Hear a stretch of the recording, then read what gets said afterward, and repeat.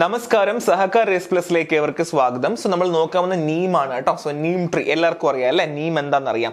So Neem എന്ന് പറയുന്നത് അല്ലെങ്കിൽ നീമിന് മറ്റൊരു പേരുണ്ട് കേട്ടോ. എന്താണെന്ന് വെച്ചാല് അസാഡിറക്റ്റ ഇൻഡിക്ക. എന്താണ്? അസാഡിറക്റ്റ ഇൻഡിക്ക ആണ് കോമൺലി നമ്മൾ നീം എന്നാണ് പറയാറുള്ളത് അല്ലേ.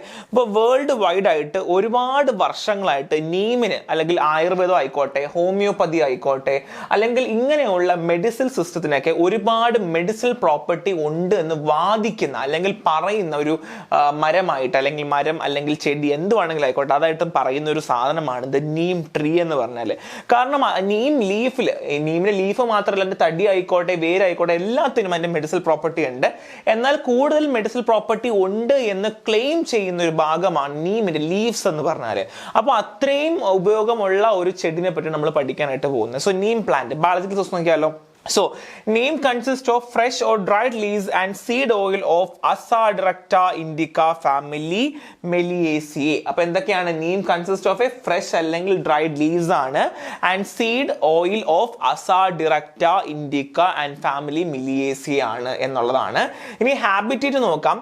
മിക്കവാറും ട്രോപ്പിക്കൽ അല്ലെങ്കിൽ സബ് ട്രോപ്പിക്കൽ റീജിയനിൽ കാണാറുണ്ട്. കൂടുതലും 3500 മീറ്റർ ഓൾട്ടിറ്റ്യൂഡ് ആണ് പറയുന്നത് കേട്ടോ. അപ്പോൾ ട്രോപ്പിക്കലും സെമി ട്രോപ്പിക്കൽ ഭാഗങ്ങളിൽ കൂടുതലായി കാണുന്ന ഒരു ചെടിയാണ് നീം എന്ന് പറഞ്ഞാൽ. ഒരു 3500 മീറ്റർ ആണ് ഇതിന്റെ ഒരു റീജിയൻ പറയുന്നത്, ഓൾട്ടിറ്റ്യൂഡ് പറയുന്നത്. അത് മാത്രമല്ല ഈ tree native to India, Nepal, Bangladesh, Pakistan ആണ്. ഏതൊക്കെയാണ്? ഇന്ത്യ, നേപ്പാൾ, ബംഗ്ലാദേശ്, പാകിസ്ഥാൻ ആണ്. Also found in Malaysia and China. മലേഷ്യയിലും ചൈനയിലും കാണാറുണ്ട് എന്നുള്ളതാണ് നീമിനെ പറ്റി പറയുവാണെങ്കിൽ നമുക്ക് പറയാനുള്ളത്. ഇനി നെക്സ്റ്റ് വൺ നമ്മൾ പറയാൻ പോകുന്നത് കൾട്ടിവേഷൻ ഓഫ് നീം ആണ്. സോ പ്രൊപ്പഗേഷൻ ചെയ്യാനായിട്ട് പറ്റും. അത് നീം നമുക്ക് സിംപിളി എളുപ്പമാണ് കേട്ടോ. അതായത് നമുക്ക് എൻ്റെ വെജിറ്റേറ്റീവ് മീൻസ് അല്ലെങ്കിൽ നമുക്ക് എൻ്റെ തണ്ടൊടിച്ചുകൊണ്ട് നമുക്ക് എന്ത് ചെയ്യാൻ പറ്റും?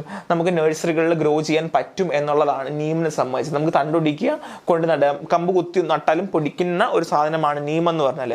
ഗ്രോത്ത് റിക്വയർമെന്റ് ഉണ്ട്. എന്തൊക്കെയാണ് നീം വളരണമെങ്കിൽ ആവശ്യമായിട്ടുള്ളത്? Hartley any irrigation. നമുക്ക് ഇറിഗേഷൻ അത്യാവശ്യം തന്നെയാണ്. പിന്നെ ഗുഡ് ഗ്രോത്ത് ഫോർ സീഡിങ്സ്. നമുക്കിപ്പം സീഡ്സ് വഴിയാണ് നടത്തണമെങ്കിലും, അല്ലെങ്കിൽ ഈവൻ ദോ നമ്മൾ വെജിറ്റേറ്റീവ് കമ്പൊടിച്ച് നടുന്നതാണെങ്കിൽ പോലും രണ്ട് നമുക്ക് നടത്താം. വേണമെങ്കിൽ സീഡ്സ് നടത്താം, അല്ലെങ്കിൽ കമ്പൊടിച്ച് നടത്താം എന്നുള്ളതാണ്. സോ സീഡ്സ് ആണെങ്കിൽ പോലും കമ്പാണെങ്കിലും നന്നായിട്ട് ഇറിഗേഷൻ ചെയ്യേണ്ട ആവശ്യമുണ്ട്. അത് മാത്രമല്ല ഒരു 3rd to 5th ഇയർ, 3 അല്ലെങ്കിൽ 5 വർഷം ആകുമ്പം ഇത് പൂത്തു തുടങ്ങും കേട്ടോ. അത് മാത്രമല്ല 50 ഫീറ്റോളം പൊങ്ങുകയും ചെയ്യും. 50 ഫീറ്റോളം പൊങ്ങുകയും ചെയ്യും എന്നതാണ് മിനിമം റേറ്റ്. അല്ലെങ്കിൽ ഒരു minimum rate 18 inch per year ആണ്. ഗ്രോത്ത് പറയുന്നത് 18 ഇഞ്ച് പെർ ഇയർ ആണ്. സോ നമുക്കൊന്നും പഠിക്കേണ്ട ആവശ്യമില്ല, ജസ്റ്റ് മനസ്സിലാക്കിയാൽ മതി. പിന്നെ റെയിൻഫോൾ എന്ന് പറഞ്ഞാൽ വളരെ കുറവൊക്കെ ആയാലും കുഴപ്പമൊന്നും ഇല്ല എന്നുള്ളതാണ്. അപ്പൊ എന്തൊക്കെ ഞാൻ പറഞ്ഞു? നീം എന്ന് വെച്ചാൽ ഇറിഗേഷൻ അത്യാവശ്യമാണ്. എന്നാൽ അത് ഇങ്ങനെ ഒരു സ്പെസിഫിക് ഇറിഗേഷൻ ഒന്നും പറയുന്നില്ല, വെള്ളം ഇങ്ങനെ തന്നെ വേണമെന്ന് പറയുന്നില്ല. ഗുഡ് ഗ്രോത്ത് സീഡിങ്സ് ആയാലും അല്ലെങ്കിൽ വെജിറ്റേറ്റീവ് പാർട്ടിലും ഗുഡ് ഗ്രോത്ത് തന്നെ കിട്ടും. നോർമൽ കുറച്ച് ഇറിഗേഷൻ ഉണ്ടെങ്കിൽ പോലും അത് വളരും എന്നുള്ളത് തന്നെയാണ്. 3 മുതൽ 5 വർഷം പൂത്തു തുടങ്ങുന്നു, 50 ഫീറ്റോളം പൊങ്ങുകയും ചെയ്യുന്നു. അതിന്റെ മിനിമം ഒരു 18 ഇഞ്ചെങ്കിലും പെർ ഇയർ പൊങ്ങും എന്നുള്ളതാണ്. ഹാർവെസ്റ്റിംഗ് നീം ഫ്രൂട്ട്സ് ആണ്. ഫ്രൂട്ട്സ് നമ്മൾ കളക്ട് ചെയ്യാം. So collect mature green yellow fruit. Mature ഉള്ള ഗ്രീൻ യെല്ലോ ഫ്രൂട്ടാണ് നമ്മൾ കളക്ട് ചെയ്യുക. സോ ബ്രൗൺ കംപ്ലീറ്റ്ലി ഗ്രീൻ അല്ലെങ്കിൽ ഡാമേജ് ഫ്രൂട്ട്സ് എടുക്കില്ല. കൂടുതലും മെച്യൂർ ആയിട്ടുള്ള ഗ്രീൻ അല്ലെങ്കിൽ ഗ്രീൻ യെല്ലോ ഫ്രൂട്ട്സ് മാത്രമേ എടുക്കുള്ളൂ. ബ്രൗണോ അല്ലെങ്കിൽ കംപ്ലീറ്റ് ഗ്രീനോ അല്ലെങ്കിൽ ഡാമേജ് ഫ്രൂട്ട്സ് നമ്മൾ എടുക്കാറില്ല. അത് മാത്രമല്ല collect fruit directly from the tree, do not collect fallen fruit. നമ്മൾ മരത്തിൽ നിന്ന് ഡയറക്ട്ലി കളക്ട് ചെയ്യുകയാണ് ചെയ്യുക, ഒരിക്കലും തറയിൽ നിന്ന് പറക്കി എടുക്കാറില്ല. പിന്നെ ഫ്രൂട്ടിന്റെ സീസണിങ് പറയുന്നത് ജൂൺ ടു ഓഗസ്റ്റിലാണ് ഫ്രൂട്ട്സ് ഉണ്ടാവുക കേട്ടോ. അപ്പൊ നമുക്ക് ബേസിക്കലി ഫ്രൂട്ട് കളക്ഷൻ ഒന്നും കൂടെ പറയാം. ഒരു ഗ്രീൻ യെല്ലോ എടുക്കുക, കംപ്ലീറ്റ്ലി ബ്രൗൺ അല്ലെങ്കിൽ കംപ്ലീറ്റ്ലി ഗ്രീന് ഡാമേജ് ഫ്രൂട്ട്സ് നമ്മൾ എടുക്കാറില്ല.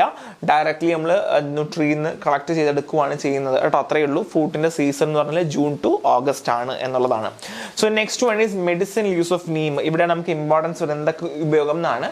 Anti inflammatory, analgesic and antipyretic effect ഉണ്ട് എന്നുള്ളതാണ്. The chloroform extract of stem bark is effective against carrageenin induced paw edema in rat and mouse ear inflammation, inflammatory stomaching in children caused by the bark extraction. Antipyretic activity has been reported in neem oil. A methanol extract of leaf exert antipyretic effect in male rabbit. So basically ഇതിന്റെ എഫക്റ്റുകളുടെ സ്റ്റഡീസും കാര്യങ്ങളും കൊടുത്തിട്ടുണ്ട്. നിങ്ങൾ ഇത് മാത്രം, ഈ main heading മാത്രം നോക്കിയാൽ മതി.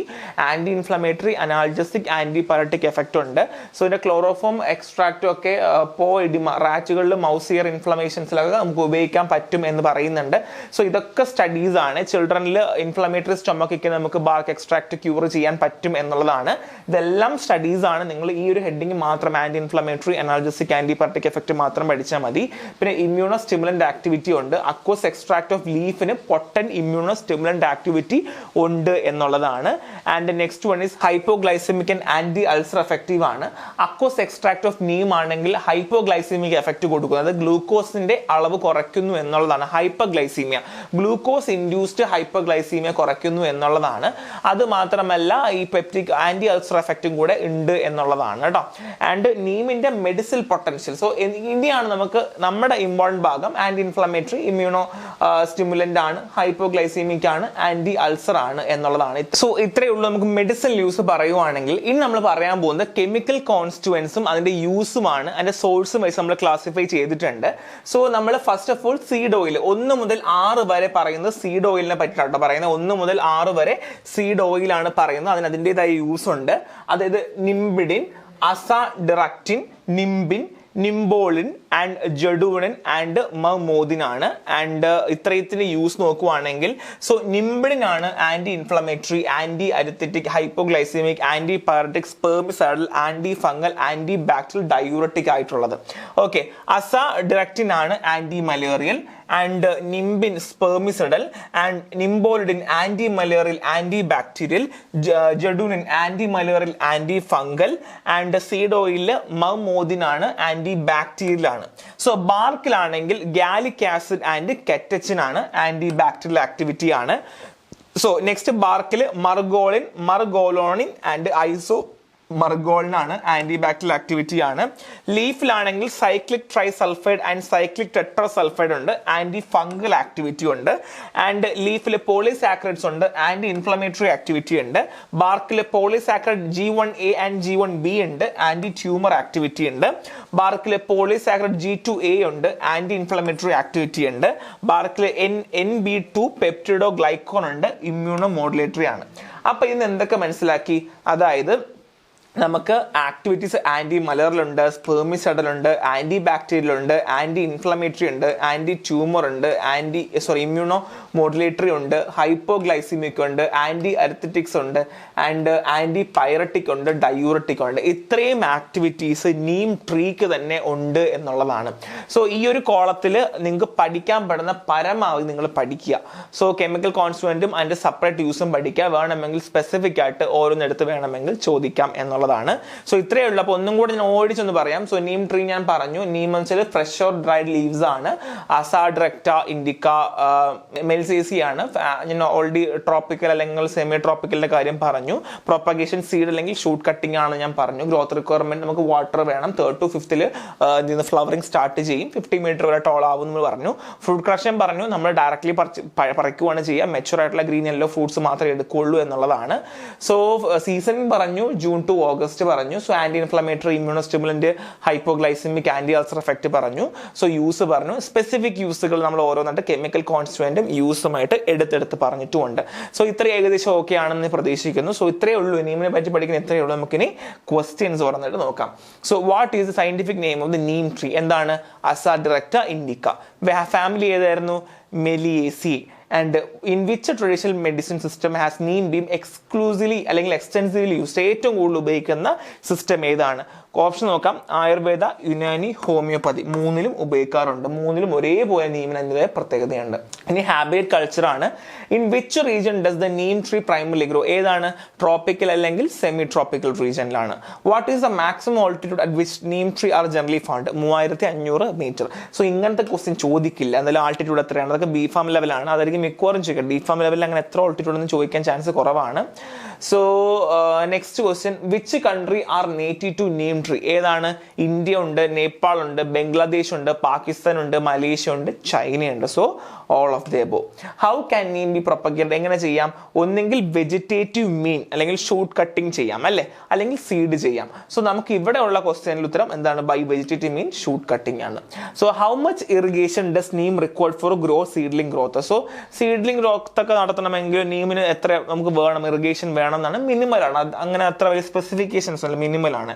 When does Neem start flowering? എത്രയാണ്? 3rd to 5th ഇയർ മുതൽ എന്ത് ചെയ്യും? ഫ്ലവർ ചെയ്ത് തുടങ്ങും. What is the average growth rate of neem per year when the rate of rainfall is low? അതായത് ലൈക്ക് ആവറേജ് ഗ്രോത്ത് റേറ്റ് എത്രയാണ് ചോദിക്കുന്നത്. നോർമലി ആവറേജ് ഗ്രോത്ത് ആണ് ചോദിക്കുന്നത് റെയിൻഫോൾ കുറയുമ്പോൾ, അല്ലെങ്കിൽ അതിൻ്റെ ആവറേജ് ഗ്രോത്ത് എത്രയാണ്? 18 ഇഞ്ചാണ്. സോ നമ്മൾ ഓൾറെഡി പറഞ്ഞാണ് ആവറേജ് ഗ്രോത്ത് 18 ഇഞ്ചാണ്, നമ്മൾ ഓൾറെഡി പറഞ്ഞു. ഇനി ഫ്രൂട്ട് കളക്ഷൻ സീഡിൽ നോക്കാം. When should matured Neem fruit can be colour? എപ്പോഴും നമ്മൾ കളക്ട് ചെയ്യാൻ പറ്റിയ കളറാണ് ചോദിക്കുന്നത്. സോ ഗ്രീൻ കളർ ആയിരിക്കണം അല്ലെ. ഗ്രീൻ കളർ ആയിരിക്കുമ്പോൾ when they are in green colour ആകുമ്പോൾ നമുക്ക് കളക്ട് ചെയ്യാം എന്നുള്ളതാണ്. സോ ഇത്രയും ക്വസ്റ്റ്യൻസ് ഉള്ളത്. നന്നായിട്ട് വായിക്കുക. ഇവിടെ നിങ്ങൾ ആകെപ്പാടെ ഫോക്കസ് ചെയ്യുന്നത് ബയോളജിക്കൽ സോഴ്സും കെമിക്കൽ കോൺസ്റ്റന്റ് യൂസും മാത്രം നോക്കിയാൽ മതി. ബാക്കി ഒന്നും നോക്കിയില്ലെങ്കിലും കുഴപ്പമില്ല. അങ്ങനെ ചോദ്യങ്ങൾ നീങ്ങിന്ന് അങ്ങനെ ചോദിച്ചിട്ടില്ല. ഡയറക്റ്റ്ലി അത് ആന്റിസെപ്റ്റിക്, ബാക്ടീരിയസൈഡ് അങ്ങനെയുള്ള ഒരു ക്ലാസിഫിക്കേഷൻ മിക്കവാറും ചോദിച്ച് കണ്ടിട്ടുള്ളത്, അധികം ചോദിച്ച് കണ്ടിട്ടില്ല. സോ നെക്സ്റ്റ് കാണാം. ബൈ.